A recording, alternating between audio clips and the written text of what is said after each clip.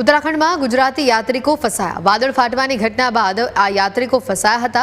હારીજના એક જ પરિવારના 12 સભ્યો ફસાયા। તમામ સભ્યોનો સંપર્ક ન થતા પરિવાર ચિંતામાં જોવા મળ્યો। રાવળ સમાજના 12 સભ્યો ચારધામ યાત્રાએ ગયા હતા। મહેસાણાથી ચારધામ યાત્રાએ 1 ઓગસ્ટે તેઓ નીકળ્યા હતા।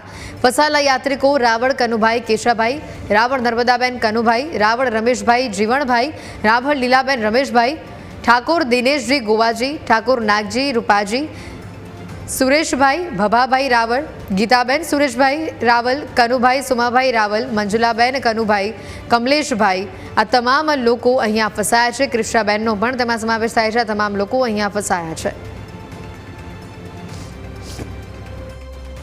મારા પરિવારના લોકો તારીખ 1/8 ગયા હતા। મહેસાણાથી ટ્રેનમાં હરિદ્વાર જતા, હરિદ્વારથી ઋષિકેશ ગયા હતા। ઋષિકેશથી પ્રાઇવેટ વાહનથી ત્યાગઢ ગયા હતા, કેદારનાથ બાજુ ગયા હતા। અને બીજી નાતના પણ મારા પરિવારના કુલ વ્યક્તિઓ કુલ બધા થઈને લગભગ 8 થી 10 માણસો હતા।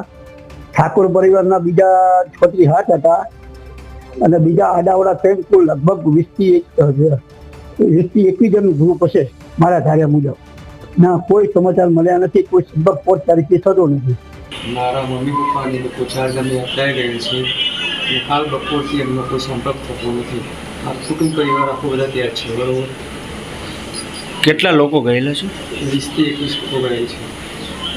લાસ્ટ કોન્ટેક્ટ ક્યારે થયેલો? પણ ગઈકાલ બપોરે 1 વાગ્યા પછી।